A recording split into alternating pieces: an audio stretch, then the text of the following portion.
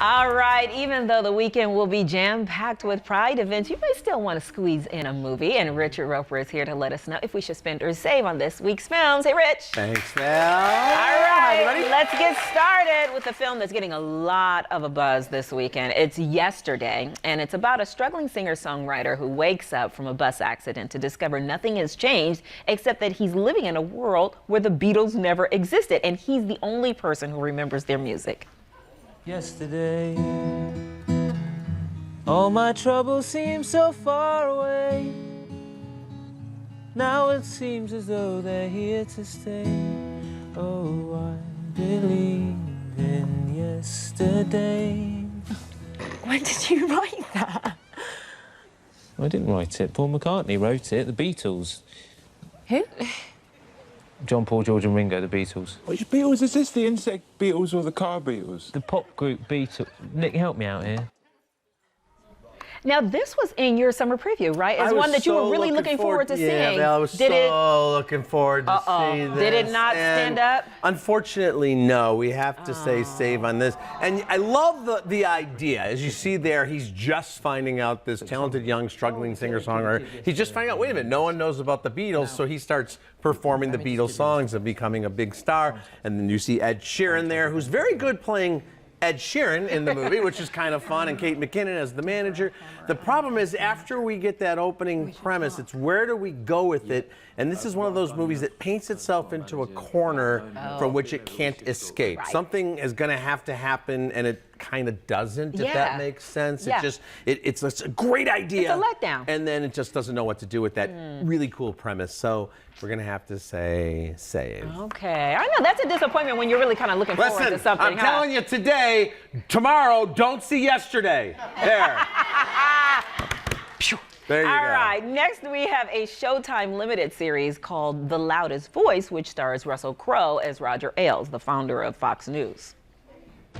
Television is the most powerful force in the world. We're going to give them a vision of the world the way it really is, and the way they want it to be. If we can do that, then they will never change the channel. People don't want to be informed. They want to feel informed. Ooh, Russell Crowe, pretty convincing as Roger Ailes. Is that a spend or save? That's a big spend, Okay. Val. Kind of reminds me a little bit of last year when Christian Bale played Dick Cheney and disappeared under the glasses and the prosthetics and everything. And Russell Crowe is absolutely magnificent as Roger Ailes. It's sometimes tough to watch because, as people know, the late Roger Ailes, left Fox News Channel in a huge scandal. Gretchen Carlson and other female employees were brave enough to come forward and talk about the serial harassment that went on, and we see that there. Let's put it this way: they're not going to be reviewing this one on the Fox News Channel. I mean, it is unwavering in its portrayal of Roger Ailes as a real monster, but it is fascinating to see. And the other thing, of course, is it's all about the birth of cable news back in the mid-90s, where people said, what are these channels? MS what and CN this and that, and he was a television genius, but this movie makes it very clear, this limited series, that personally this guy was a predator. Yeah, a little bit of history lesson in there too. I forgot about that. Yeah, Russell Crowe's really great. He'll probably get an Emmy for this. Okay. All right. Well, we got to suspend. All right. The next film is part documentary and part dramatic reenactment about the rise and fall of the man behind the famed sports car, the DeLorean. Alec Baldwin plays the title role in Framing John DeLorean. He's got cocaine, hot chicks, sports cars, bombed out buildings, Margaret Thatcher, Ronald Reagan, FBI agents, and hardcore drug dealers. Allow me to introduce the DeLorean motor car.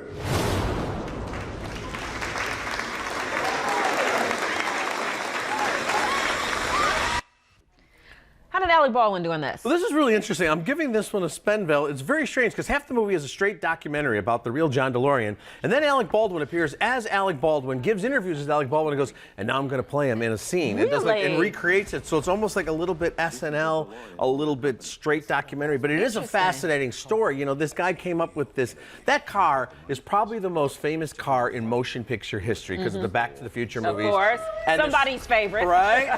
And the ironic thing was, because it had gone out of business a year before that movie came out. They had stopped production on the DeLorean, so they got $1 billion worth of product placement and didn't have a car to market. Isn't that something? Which is kind of fitting for the whole DeLorean story. But it's fascinating. If you want to know the story of the guy that actually came up with that, named the car after himself, and then crashed in spectacular fashion in more ways than one. Wow. Well, I know who will definitely be watching that one. He's standing by in the audience. Rich, thank you. Ryan, over to you. Yes, Back to the Future, greatest movie of all time.